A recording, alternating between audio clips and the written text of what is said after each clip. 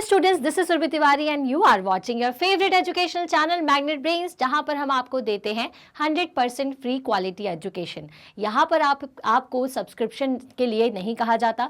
यहां पर आपको सिर्फ करना यह है कि magnetbrains.com पर जाना है और आपको आपके सब्जेक्ट से रिलेटेड पूरा कोर्स मिल जाएगा, वो भी फ्री ऑफ कॉस्ट। पूरे कोर्स में आपको कॉन्सेप्ट वीडियो, मतलब चैप्टर का एक चैप्टर का एक्सप्लेनेशन तो मिलता ही है, साथ ही साथ एग्जाम प्रिपरेशन भी करवाई जाती है।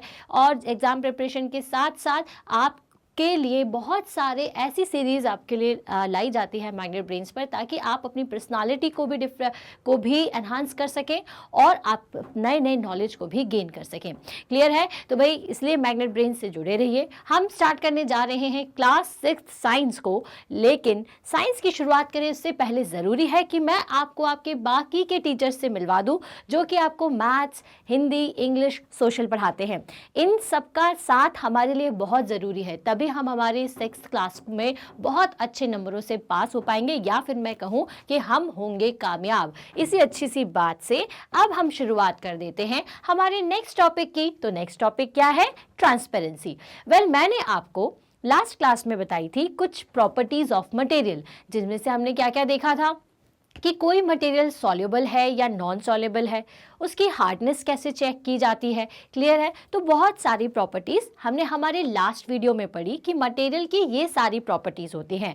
अब एक और प्रॉपर्टी जो बहुत ही इम्पॉर्टेंट है वो है ट्रांसपेरेंसी।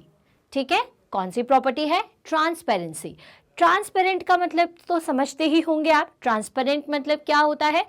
कोई ऐसी चीज़ जिससे आप आर पार देख सकते हैं। आर पार मतलब अगर मैं उस चीज़ को बीच में रखूं, उस मटेरियल को बीच में रखूं, जैसे आपका शीट, ठीक है, प्लास्टिक शीट, तो आपको दूसरी जगह की जो चीज़ है वो आसानी से दिख जाती है, तो आप उसे क्या कहोगे? Transparent object. अब कुछ ऑब्जेक्ट्स ऐसे होते हैं जिनके कारण आप थोड़ा धुंधला धुंधला सा आपको दिखता है, एक साइड से दिखता तो है लेकिन क्लियर नहीं होता। ओके, तो ऐसे को क्या कहते हैं? ट्रांसल्यूसेंट। और ऐसे कुछ ऑब्जेक्ट्स होते हैं जैसे कि वुड या फिर क्लोथ, या आप कह सकते हो कि आपके जो स्टोन होते हैं जिसके आर पार या फिर दूसरी साइड का आप नहीं देख पाते, तो आप उसे क्या कहोगे? उसे आप कहते हो ओपैक। ठीक है? तो हम आज इन्हीं सारी चीज़ों के बारे में थोड़ा सा डिटेल डिस्कशन करने वाले हैं। ठीक है? तो जो नेक्स्ट प्रॉपर्टी है उसे हम कहते हैं ट्रांसपेरेंसी।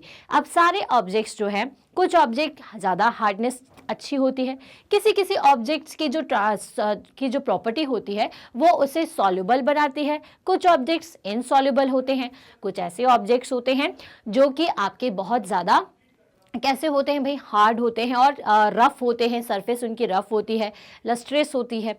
तो भाई ये सारी चीज़ें बहुत सारे तरीके के मटेरियल में अलग अलग होती है। उसी तरीके से एक और प्रॉपर्टी आज हम पढ़ रहे हैं वो है ट्रांसपेरेंट। सो दो सब्सटेंस और material through which things can be scene. ठीक है? वो सारे सब्सटेंसेस और मटेरियल्स, वो सारे सब्सटेंसेस और मटेरियल जिनके थ्रू आप क्या कर सकते हो? किसी भी चीज़ को देख सकते हो, वो सारे सब्सटेंसेस या मटेरियल ट्रांसपेरेंट कहलाते हैं। याद रखिएगा इस वर्ड को। वो सारे सब्सटेंसेस और मटेरियल जिनके आर पार आप आसानी से देख सकते हो उसे हम ट्रांसपेरेंट कहते हैं। अब आप सोचेंगे कि ट्रांसपेरेंट कौन कौन सी चीज़ें होती हैं, तो आपने देखा होगा ग्लास। आप ग्लास का जो वाटर पीने के लिए जो ग्लास यूज़ करते हो, आप उसके आर पार देख सकते हो या नहीं? देख सकते हो, तो वो क्या हो गया? वो आपका एक ट्रांसपेरेंट थिंग है। साथ ही साथ वाटर। अब आपने कभी ऐसी जगह पर आप घूमने गए हो और जहाँ पर पानी भरा हुआ है, तो आप देखते हो कि इस पानी के अंदर आपको बहुत सारी चीज़ें दिखती हैं, है ना? स्टोन्स दिखते हैं, फिशेस दिखती हैं। तो वो आप क्यों देख पाते हो? क्योंकि जो वाटर है वो कैसा होता है? ट्रांसपेरेंट होता है। मतलब आप उसके आर पार देख सकते हो कि उसमें दूसरी तरफ क्या है।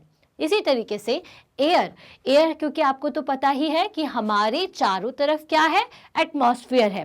दैट मीन्स कि हमारे चारों तरफ बहुत सारी एयर है। अब अगर चारों तरफ एयर है, इसका मतलब कि यहाँ पर भी एयर है, लेकिन मैं तो देख पा रही हूँ आपको। दैट मीन्स क्या? कि एयर भी कैसी है? एयर भी ट्रांसपेरेंट है। क्लियर है? तो एयर ट्रांसपेरेंट होती है, वाटर ट्रांसपेरेंट होता है, ग्लास ट्रांसपेरेंट होता है।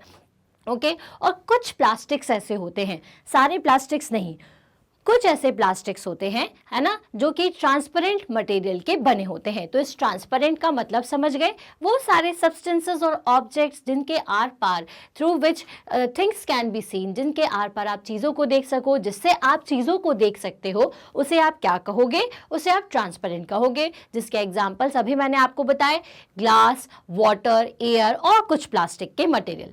ओके, अब ये जो ट्रांसपेरेंट प्रॉपर्टी है, इसका भी बहुत सारी जगह पर यूज है। ठीक है, जैसे कि यहां पर एक एग्जाम्पल आपको बताया हुआ है शॉप्सकीपर का। तो शॉप्सकीपर क्या करते हैं? Shopkeepers usually prefer to keep biscuits, sweets and other eatable in transparent containers of glass और plastic so that the buyers can easily see these items. अब आपने देखा होगा कि जितने भी शॉप्सकीपर होते हैं, उनकी शॉप में जितना भी सामान रखा होता है वो ग्लास के बॉटल में या ग्लास के जार में रखा होता है। ऐसा क्यों होता है? हम क्या वहां पर वुड या मेटल का यूज नहीं कर सकते? तो बिल्कुल कर सकते हैं। जो पुरानी शॉप्स होती थी वहां पर मेटल के ही कंटेनर्स का यूज किया जाता था। लेकिन जैसे अगर मैं किसी सामान को खरीदने जाऊंगी और मैं भूल चुकी हूँ कि यार मुझे और क्या क्या चाहिए था, तो मुझे वो शॉप्स पे देख करके याद नहीं आएगा।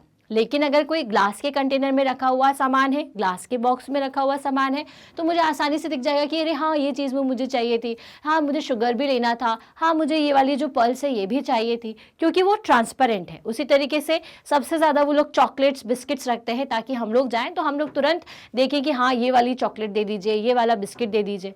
तो यहाँ पर आप देखिए कि जो मटेरियल है वो कैसे काम आया कि एक मटेरियल ऐसा जो कि ट्रांसपेरेंट है, तो उसका यूज कहाँ किया जाता है? चीज़ों को शोकेस करने के लिए, मतलब चीज़ों को दिखाने के लिए। अब आपने अब शोकेस से एक चीज़ और पॉइंट निकल करके आता है कि आपने आपके ड्राइंग रूम में देखा होगा, रूम्स में देखा होगा, जितना भी जो डेकोरेटिव आइटम है वो कहाँ रखा होता है? एक ग्लास के शेल्फ में। मतलब एक शेल्फ होता है जिसमें आप ये सारी चीज़ें जो कि आप अपने गेस्ट को दिखाना चाहते हैं, जो थोड़ी सी अट्रैक्टिव लगे, तो ये सारी चीज़ें कहाँ रखी होती हैं? वॉल में, शेल्फ पे, और जो कि ग्लास से कवर होता है।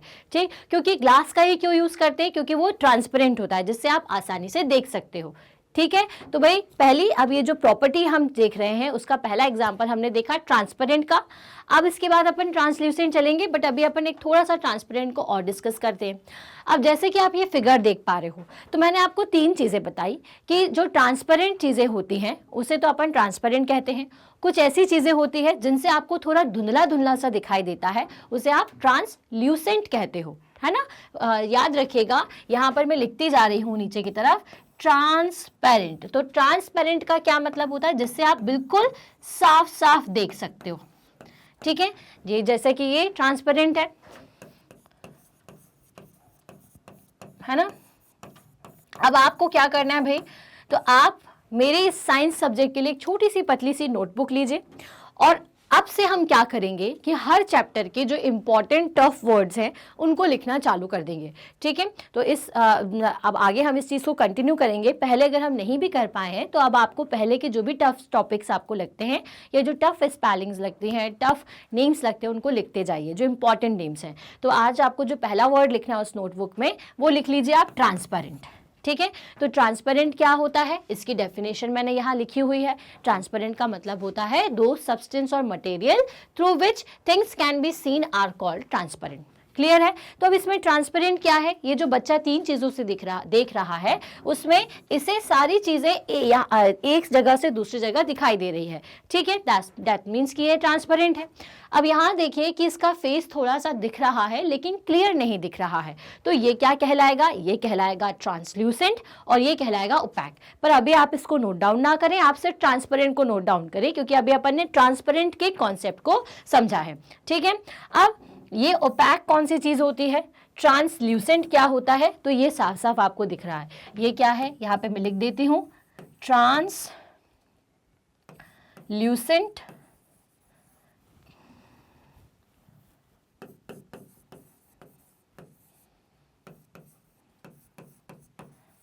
ठीक है, और यहाँ पे क्या हो जाएगा? ये कैसा मटेरियल है? ओपैक। तो तो भाई ये सारी चीज़ों को नोट करते चले। अब अपन ने ट्रांसपेरेंट देख लिया, इसकी डेफिनेशन देख ली है, अब आगे बढ़ेंगे। ऑन द अदर हैंड, है ना, ट्रांसपेरेंट कंप्लीट करने के बाद on the other hand there are some material through which you are not able to see. अब कुछ ऐसे मटेरियल होते हैं जिनसे आप नहीं देख सकते हो, तो these material are called opaque. क्या कहोगे उसे आप? ओपैक्स कहोगे। ओपैक मटेरियल मतलब कि जिनके आर पार आप नहीं देख सकते हो। तो भाई जो सेकेंड इंपॉर्टेंट पॉइंट आपको आपकी नोटबुक में लिखना है वो क्या लिखोगे आप? ओपैक। ठीक है, मतलब जिनके आर पार आप नहीं देख सकते हो। अब जैसे कि कुछ आपके ऐसे चीज़ें होती हैं जो बहुत सारी होती है, तो बहुत बड़े अमाउंट में जो सामान होता है, जैसे ग्रेन्स होती हैं या बहुत सारी शुगर होती है, उसको आप ऐसे किसी कंटेनर में नहीं रख सकते, क्योंकि ग्लास थोड़ा सा कैसा होता है, डेलिकेट होता है, और अगर ग्लास जो है वो थोड़ा सा वेट भी उसका ज़्यादा होगा। तो आसानी से कैरी करने के लिए इतनी बड़ी बड़ी चीज़ों को या तो हम क्लोथ, जिसको ग्रेन्स के लिए जो पर्टिकुलर डिज़ाइन किया जाता है जूट क्लोथ, उसका यूज़ करते हैं, उसमें हम सारे ग्रेन्स को रखते हैं, जैसे चावल हो गया, गेहूं हो गया, इन सभी को आप उसमें रखते हो। और साथ ही साथ आप और कौन सी चीज़ों को रखते हो भाई, जो कि ज़्यादा क्वांटिटी में होती है और जिनको आप यहाँ से वहाँ ले जाओ। तो आपको उसको ऐसी चीज़ में नहीं रख सकते हो कि भाई जैसे ग्लास के कंटेनर में नहीं रख पाओगे, क्योंकि उसको अगर आप शिफ्ट करोगे और वो गिर गया तो ग्लास तो टूटेगा ही टूटेगा, साथ में जो ग्लास के पार्टिकल हैं वो उस ग्रेन के साथ में मिल जाएंगे। तो फिर यहाँ पे आपको क्या करना पड़ेगा, यहाँ पे आपको मजबूरन, जैसे शॉपकीपर के शॉप्स की बात करें तो वहाँ पर आपको ओपैक मटेरियल का ही यूज़ करना पड़ेगा। तो ओपैक मटेरियल्स कौन से होते हैं? वुड होता है, क्लोथ होता है। ठीक है, तो क्लोथ थोड़े बहुत ट्रांसल्यूसेंट होते हैं। ट्रांसल्यूसेंट क्या है ये भी आपको बताऊंगी आगे, लेकिन तब तक के लिए क्या करना है, आपको ओपैक लिख लेना है, अपनी नोटबुक में नोट डाउन कर लेना है। और उसकी जो डेफिनेशन है जो मैंने आपको यहाँ बताई है कि there are some material through which you are not be able to see या फिर we are not be able to see are known as opaque. So you cannot tell what is kept in a closed wood box, a cardboard cartoon or a metal container. Wood, cardboard and metals are example of opaque materials. ठीक है, so भाई आप wood, cardboard और metals में कुछ भी रख सकते हो, आप कोई पर्टिकुलर चीज़ के बारे में नहीं बता सकते हो। ये डिपेंड करता है क्वांटिटी पर कि हम किस क्वांटिटी को किस में रखना चाहते हैं। ठीक है, लेकिन अभी फिलहाल हमें ये समझना है कि हमें ओपैक मटेरियल कौन से होते हैं। तो ओपैक मटेरियल जो होते हैं वो होते हैं वुड, कार्डबोर्ड एंड मेटल्स। ये कुछ एग्जांपल्स हैं आपके ओपैक मटेरियल के। इसके अलावा अगर मैं आपको ओपैक बताऊं तो आपकी जो वॉल है ना, ये भी ओपैक मटेरियल है। कई प्लास्टिक्स जो होते हैं वो भी ओपैक मटेरियल के अंदर आते हैं। ओके, एंड उसके जो स्टोन्स हैं, कंक्रीट है, ये सभी क्या है, ये सभी हमारे ओपैक मटेरियल होते हैं जिनके आर पार हम बिल्कुल भी नहीं देख सकते हैं। क्लियर है? चलिए, so do we find that we can group all materials and object without any confusion as इधर ओपैक एंड ट्रांसपेरेंट। तो अब आप ओपैक और ट्रांसपेरेंट चीज़ों को तो समझ चुके हैं, अब आप इसका एक लिस्ट बना सकते हो। तो बिल्कुल बना सकते हैं। अगर मैं एक ट्रांसपेरेंट का वर्ड लिखूं, है ना, और यहाँ पर हम लिख देते हैं ओपैक, एक ऐसा मटेरियल जिसके आर पार हम देख सकते हैं और एक ऐसा मटेरियल जिसके आर पार हम नहीं देख सकते हैं। तो भाई किसके आर पार आप देख सकते हो? तो अभी मैंने आपको बताया था, पहली चीज तो आपका water, next glass, next air, okay, as well as oil. तो इन सब चीज़ों का यूज़ आप कैसे कर सकते हो? इन सभी से आप आर पार आसानी से देख सकते हो। ठीक है, ऑयल भी हम लिख देते हैं, ऑयल भी, क्योंकि आपने देखा होगा कि जब आपके घर में खाना बनता है, ऑयल में पूड़ियाँ या फिर पकोड़े तले जाते हैं तो ऑयल के अंदर रहता है वो, लेकिन आपको दिखता है तभी तो समझ में अपन को आता है कि वो चीज़, पर्टिकुलर चीज़ बन चुकी है, पक चुकी है या नहीं। क्लियर है? इसके अलावा ओपैक मटेरियल्स कौन से होते हैं जिनके आर पार आप नहीं देख पाओगे? तो वो कौन कौन से होते हैं? तो वही वो होता है आपका वुड होता है, ठीक है, स्टोन भी मैं यहाँ लिखूँगी, है ना। इसके अलावा वॉल, या फिर मटेरियल की बात कर रहे हैं तो वॉल जो है वो मटेरियल से बनी हुई ऑब्जेक्ट है, तो हम यहाँ पर इसको हटा देते हैं। और वुड, स्टोन, या फिर अपन लिख देते हैं प्लास्टिक, ठीक है, मेटल। तो ये सारी चीज़ें हैं जो कि आप आर पार जिनके नहीं देख सकते हैं, ये सभी ओपैक मटेरियल्स हैं। तो आई होप आप लोगों को अभी दिमाग में बैठ चुका होगा, पता चल चुका होगा कि ट्रांसपेरेंट क्या होता है और ओपैक क्या होता है। अब यहाँ पर एक और वर्ड आएगा आगे, वो आपको पढ़ना है ट्रांसल्यूसेंट। क्या पढ़ना है? ट्रांसल्यूसेंट। तो भाई अभी आपको जैसे आप एक विंडो के एग्जाम्पल से देख पा रहे हो कि एक विंडो है जो कि ग्लास की है, ठीक है, इससे आप आर पार देख रहे थे, लेकिन अचानक से क्या हुआ, फॉग बढ़ा, तो फॉग जो है वो आपकी विंडो में आकर के लग गया, ठीक, जिसकी वजह से क्या हो गया कि आपको जो सीन खिड़की से, आपकी विंडो से क्लियर दिख रहा था, तो अब वो कैसे दिखने लगा है, धुंधला। तो आप क्या कहोगे कि अब ये जो ग्लास है वो कैसा हो चुका है, ये हो चुका है ट्रांसल्यूसेंट। कैसा हो गया है, ट्रांसल्यूसेंट, मतलब दिखाई तो दे रहा है लेकिन थोड़ा सा धुंधला, मतलब क्लियर दिखाई नहीं दे रहा है। Next is opaque. तो भाई ओपैक क्या होते हैं कि भाई बिल्कुल भी ना दिखे, कुछ इस तरह से। तो ये एग्जांपल आपको क्लियर कर देगा कि इन तीनों में डिफरेंस क्या है। क्लियर है।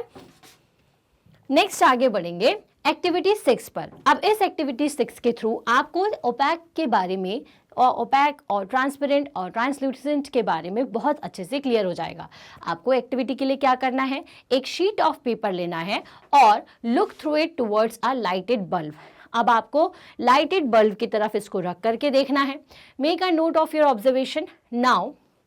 ठीक है, अब एक पेपर की मदद से आप क्या कर सकते हैं, आप ये तीनों चीज़ें आइडेंटिफाई कर सकते हैं। जब आपने पेपर से डायरेक्टली देखा और बल्ब की तरफ से आप उसको देख रहे हो, तो आपको कुछ चीज़ें उसमें दिखाई देंगी या नहीं, आप इस ऑब्जर्वेशन को देखिए। Now put 2-3 drops of some oil and separated on the sheet of paper. अब आप क्या करिए, 2-3 ड्रॉप्स लीजिए ऑयल की और स्प्रेड कर दीजिए उसे, spread it on the sheet of paper, और उसको उस पेपर के ऊपर आपको पूरा स्प्रेड कर देना है। Now look again towards the lighted bulb through the portion of the paper on which the oil has been spread. अब आपको क्या करना है, पहले आप, ये लाइट है मान लीजिए, आप इस तरह से पेपर से उसको देख रहे थे, अब आपने उस पेपर पे ऑयल लगा दिया और फिर आप उसकी तरफ देखोगे। Do you find that the bulb is more clearly visible then before. क्या आपको बल्ब विजिबल दिखेगा? तो जी हाँ, जब आप क्या करते हो, नॉर्मली देखते हो, तो उस पर जो पेपर का मटेरियल था वो बिल्कुल पेपर का था, उसमें कोई भी मॉइस्चर नहीं था। जैसे आपने ऑयल लगाया तो ऑयल को एब्जॉर्ब कर लिया पेपर ने। ऑयल कैसा होता है, ट्रांसपेरेंट होता है, तो पेपर के साथ मिलकर के उसने थोड़ी सी ट्रांसल्यूसेंट स्क्रीन बना दिया उस पेपर को, और वो जो बल्ब है आपको थोड़ा थोड़ा सा दिखाई देना शुरू हो जाएगा। But can you see clearly through the oiled paper. क्या लेकिन आपको क्लियर दिखेगा? जी नहीं, हमें क्लियर नहीं दिखाई देता है। Okay, so is everything on the other side of it visible. तो क्या उससे अदर साइड पे कुछ विजिबल है? तो विजिबल तो है, यस, बट नॉट क्लियर, है ना। विजिबल तो होगा लेकिन क्लियर नहीं होगा, है ना। So the material through which objects can be seen but not clearly are known as translucent. तो भाई ये जो पेपर है, जैसा कि आपको मैंने बताया, पहले अगर आप पेपर को लोगे तो आपको बिल्कुल भी आपको उसके आर पार नहीं दिखाई देगा, लेकिन जैसे ही आपने उस पर ऑयल लगा दिया तो ऑयल क्या करता है, पेपर की स्किन के साथ में एब्जॉर्ब हो जाता है। जैसे ही एब्जॉर्ब हो गया तो वो पेपर को कुछ इस तरह से बना देगा। तो आप देखिए कि फिंगर भी हल्की हल्की दिखाई दे रही है। तो वो सारे मटेरियल, आप जो थर्ड वर्ड आपको लिखना है आपकी नोटबुक में नोट डाउन करने के लिए, वो क्या है, ट्रांसल्यूसेंट। ध्यान से नोट डाउन करते जाइए जो भी पॉइंट मैं बोल रही हूं। तो ट्रांसल्यूसेंट क्या होते हैं, the material through which object can be seen but not clearly are known as translucent. ठीक है, remember the oily patch on paper when we tested food items for presence of fats. अब अपन ने बहुत chapter 1 में fats के presence को check करने के लिए क्या किया था, उस पर ऑयल लगाया था, ऑयल पैचेस थे। अब इन ऑयल पैचेस के थ्रू ही हमें थोड़ी थोड़ी चीज़ें जो दिखाई देना शुरू हो जाती है, दैट मीन्स कि वो चीज़ क्या हो जाती है फिर, ट्रांसल्यूसेंट। ठीक है, तो ट्रांसपेरेंट, ट्रांसल्यूसेंट और पैक, इन तीनों वर्ड का मतलब आई होप आपको समझ में आया होगा। So that was translucent 2. Can you think of some more examples of translucent material? We can therefore group material as opaque, transparent and translucent. अब आपको क्या करना है, अभी मैंने आपको 2 लिस्ट बताई थी, किस किस चीज़ की बताई थी, मैंने आपको बताई थी ओपैक की और ट्रांसपेरेंट की। अब आपको कुछ ट्रांसल्यूसेंट चीज़ों के बारे में बताना है। तो ट्रांसल्यूसेंट चीज़ें क्या हो सकती है, तो पहला पेपर विथ ऑयल पैचेस। ठीक है, सबसे पहले तो पेपर जिसके ऊपर हमने क्या किया हो, ऐसा पेपर जिसके ऊपर ऑयल पैचेस हो, है ना। कुछ प्लास्टिक्स, है ना, सम प्लास्टिक्स, मतलब अब हर तरीके का प्लास्टिक नहीं, लेकिन कुछ प्लास्टिक्स से हम देख सकते हैं, है ना। और इसके अलावा और क्या हो सकता है,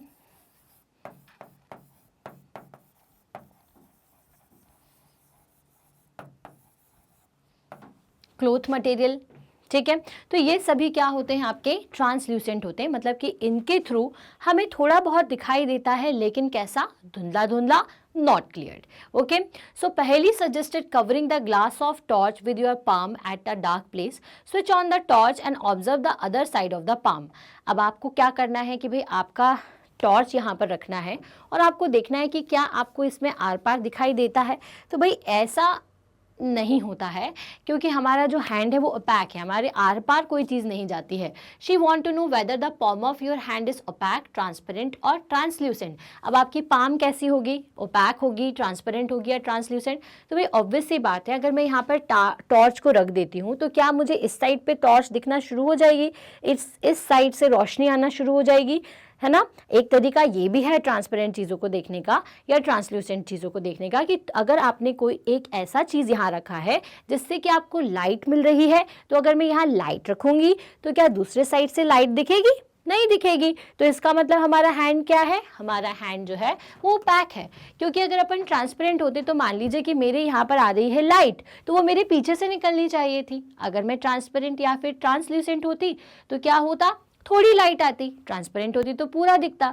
ऐसा होता है क्या, हमारे आर पार चीज़ें दिखती है क्या, नहीं। तो हम किस कैटेगरी में आएंगे, हम ओपैक होंगे। उसी तरीके से एनिमल्स या फिर ये जो मेरे हाथ में इस दौरान जो पेन रखा हुआ है वो भी कैसा होगा, ओपैक होगा, क्योंकि इसके आर पार मैं चीज़ों को नहीं देख सकती। So we learn that materials differ in their appearance and the way they mix in water और द लिक्विड्स। तो अब हमने जितने भी सारे मटेरियल्स पढ़े उसमें हमने देखा कि हर तरीके का जो मटेरियल है वो अपीयरेंस में, मतलब देखने में अलग अलग होता है। मेटल अलग दिखता है, वुड अलग दिखता है, सीमेंट अलग दिखती है, सॉल्ट अलग दिखता है, हर चीज़ देखने में अलग है। इवन जब आप उसे छूते हो तो छूने में भी सब चीज़ें अलग होती हैं, और जब आप उसे पानी में मिलाते हो तो पानी में मिलाने में भी हर चीज़ आपको अलग दिखती है। तो ये सारी चीज़ें क्या कहलाती है, यही सारी चीज़ें किसी मटेरियल की प्रॉपर्टी कहलाती है। और इन्हीं को अगर जैसे मैंने आपसे कहा कि वुड की प्रॉपर्टी बताइए, तो आप वुड की प्रॉपर्टी में आप क्या क्या लिखोगे, अब तो आप आंसर दे सकते हो ना कि वुड हार्ड होती है, पहला चीज़।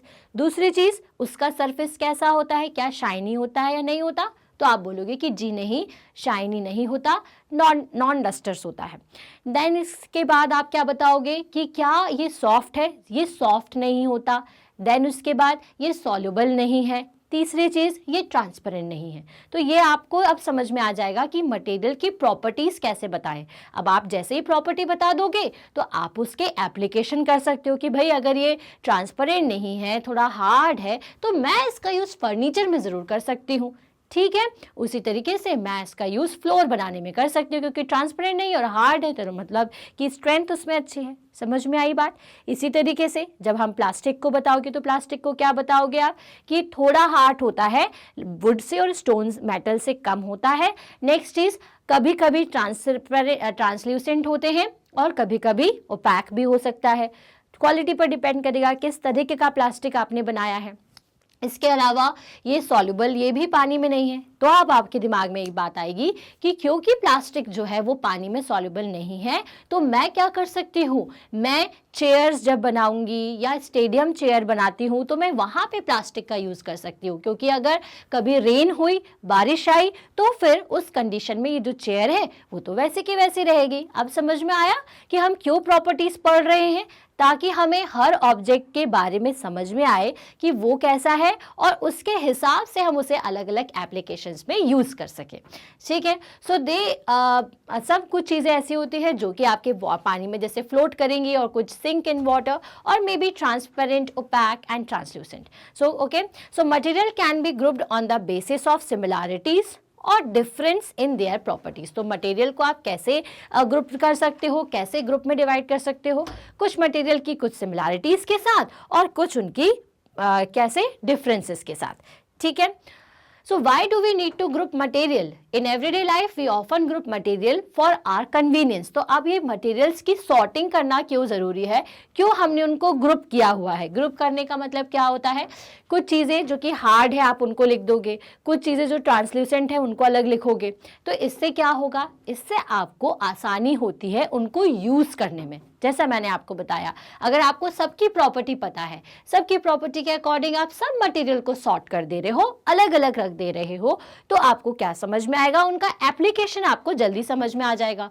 सो at home we usually store things in such a manner that similar objects are placed together. Such an arrangement help us to locate them easily. अब हम सिमिलर चीज़ों को एक साथ रखते हैं, जैसे आपके जितने भी पहनने वाले क्लोथ्स होते हैं, आप उनको एक जगह रखोगे, है ना. जितने भी यूटेंसिल्स हैं आप उनको किचन में रखोगे, जितना भी आपका प्लास्टिक का मटेरियल है आप उसे एक जगह रखते हो. ऐसा क्यों? ताकि ये सभी का यूज़ हम आसानी से कर सकें.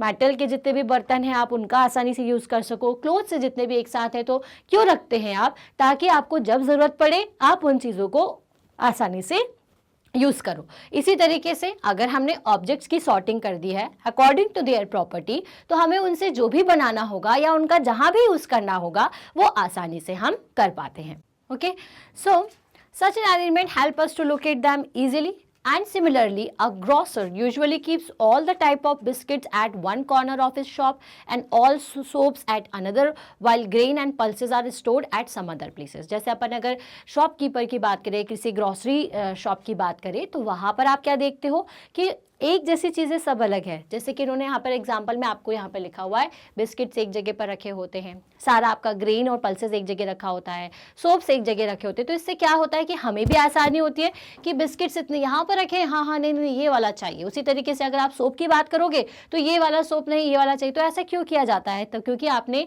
ऑब्जेक्ट्स को सॉर्ट कर दिया है, अलग अलग रख दिया है, उनको एक ग्रुप बना दिया है. इससे क्या हो जाएगा, आसानी हो जाएगी हमारे लिए भी और उस शॉपकीपर के लिए भी. So there is another reason why we find such grouping useful.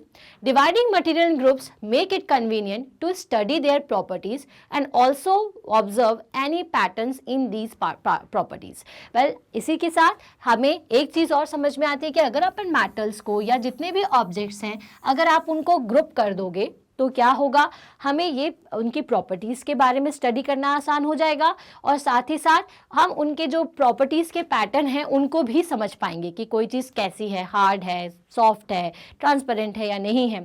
So we will study more about this in higher classes, और जिसके बारे में हम थोड़ी हायर क्लास में पढ़ेंगे. चलिए, तो फिर यहाँ से हम इस चैप्टर को, दैट इज चैप्टर नंबर 4, हमारा क्या है chapter number 4, sorting material into groups, इसको हम यहाँ पर ख़त्म करते हैं. इसमें मैंने आपको क्या क्या बताया, तो सबसे पहले तो हमने इसमें पढ़ा कि हमें ऑब्जेक्ट्स कौन कौन से होते हैं हमारे आसपास, कौन कौन से मटेरियल हमारे आसपास होते हैं, और साथ ही साथ हमने पढ़ा इनकी प्रॉपर्टीज़ के बारे में कि अलग अलग प्रॉपर्टीज़ ऑफ मटेरियल क्या है और उन प्रॉपर्टी के हिसाब से क्या क्या टाइप के ऑब्जेक्ट्स होते हैं. क्लियर है? तो एक फटाफट से रिकैप में दे देती हूँ कि इस चैप्टर में हमने क्या पढ़ा था. तो हमने पढ़ा था object around us made up of a large variety of material. हमारे आसपास, ध्यान रखिए जितने भी इंपॉर्टेंट पॉइंट्स हैं इन सबको थोड़ा सा समझते चलिए. हमारे आसपास जितने भी ऑब्जेक्ट्स हैं वो सभी अलग अलग मटेरियल से मिलकर के बने हुए हैं. इसका मतलब क्या कि जैसे कि हमारे आसपास ये पेन है तो ये किस मटेरियल से मिलकर बना हुआ है, प्लास्टिक. अगर मैं फ्लोर की बात करूँ तो वो फ्लोर किसी के यहाँ वुड का होगा, किसी के यहाँ कोई एक पर्टिकुलर स्टोन का वो फर्श होगा, या हमारे आसपास ये जो बेड है वो हो सकता है किसी का वुड का हो, किसी का मेटल का हो. तो हमारे आसपास जितने भी ये सारे ऑब्जेक्ट हैं वो किसी ना किसी तरीके के मटेरियल से मिलकर के बने हुए हैं. A given material could be used to make a large number of object. एक ही टाइप के मटेरियल से हम बहुत सारी तरीके की चीज़ें बना सकते हैं. जैसे एक प्लास्टिक का यूज़ अगर मैं पेन बनाने के लिए कर रही हूँ तो इसी सेम प्लास्टिक का यूज़ हम चेयर बनाने के लिए, बास्केट्स बनाने के लिए या हमारी प्लेट्स या कटलरीज बनाने के लिए कर सकते हैं. So it is also possible that an object could be made of a single material or many different material. इसी तरीके से एक ऑब्जेक्ट जो है वो एक टाइप के मटेरियल से ज़रूरी नहीं कि बना हुआ हो, वो अलग अलग टाइप के मटेरियल से बन सकता है. जैसे मैं पेन का ही एग्जांपल लूँगी तो पेन जो है वो प्लास्टिक से भी बन सकता है, पेन जो है वो मेटल से भी बन सकता है, और यही का ये जो पेन है ना वो आपका वुड से भी बन सकता है. आप कभी देखेंगे तो वुड के पेन भी आपको दिखेंगे, ऊपर से वुड रहता है और अंदर आपकी नॉर्मल लीड होती है जिसमें छोटा सा मेटल पिन लगा होता है. So different types of material had different properties. अब हमने ये भी चीज़ पढ़ी थी कि बहुत सारे जितने भी मटेरियल्स होते हैं सबकी प्रॉपर्टीज़ जो है ना वो अलग अलग होती है. राइट? अब जैसे प्लास्टिक, वुड, और हम बात करें ग्लास की, ग्लास ट्रांसपेरेंट होता है, ग्लास लेकिन बहुत ज़्यादा हार्ड नहीं होता, वुड क्या होता है, और हाँ ग्लास छूने में कैसा होता है, थोड़ा सा स्मूथ होता है, लेकिन शाइनी हो ज़रूरी नहीं। इसी तरीके से अगर हम बात करें वुड की, तो वुड ट्रांसपेरेंट नहीं होता, छूने में हार्ड होता है, रफ सरफेस होता है और उसमें शाइन कम होती है। इसी तरीके से अगर मैं मेटल की बात करूं तो मेटल कैसा होता है, ट्रांसपेरेंट नहीं, ओपैक होता है। ओपैक होने के बाद उसकी स्मूथ स्किन होती है, शाइनी होता है छूने में अपीयरेंस, एंड देन उसके बाद हार्ड होता है और नॉन सॉल्युबल है। तो ये सारी प्रॉपर्टीज़ हमने किस में पढ़ी हुई है, अलग अलग ऑब्जेक्ट्स की अलग अलग प्रॉपर्टीज़ होती है, इससे हमें ये चीज़ समझ में आती है। Some materials are shiny in the appearance, while some are not. Some are rough, some smooth. Similarly, some materials are hard, whereas some are soft. तो ये सभी चीज़ें, ये जो appearance है, ये जो उसका rough होना है, hard होना है, soft होना है, ये सभी material की अलग अलग properties है। Some materials are soluble in water, whereas some are not. है ना, कुछ सॉल्युबल होते हैं, कुछ इनसॉल्युबल होते हैं। सम मटेरियल, तो ये सॉल्युबल और नॉन सॉल्युबल भी फिर क्या हो गया, प्रॉपर्टी ऑफ मटेरियल। तो जितने भी मैं मार्क कर रही हूँ ये सभी क्या होती है, अलग अलग मटेरियल्स की प्रॉपर्टीज होती हैं। Some materials such as glass are transparent and some are such as wood and metals are opaque. Some materials are translucent. उसी तरीके से ये जो आपको जितने भी मैंने यहाँ पर वर्ड लिखे हैं, कुछ मटेरियल जैसे ग्लास ट्रांसपेरेंट होता है, वुड और मेटल्स जो हैं वो आपके ओपैक होते हैं, कुछ मटेरियल जो होते हैं वो ट्रांसल्यूसेंट होते हैं। क्लियर है? तो इन सब के जो नए नए वर्ड आपने आज सीखे हैं ना, ये बिल्कुल आपको अच्छी तरीके से याद रखना है।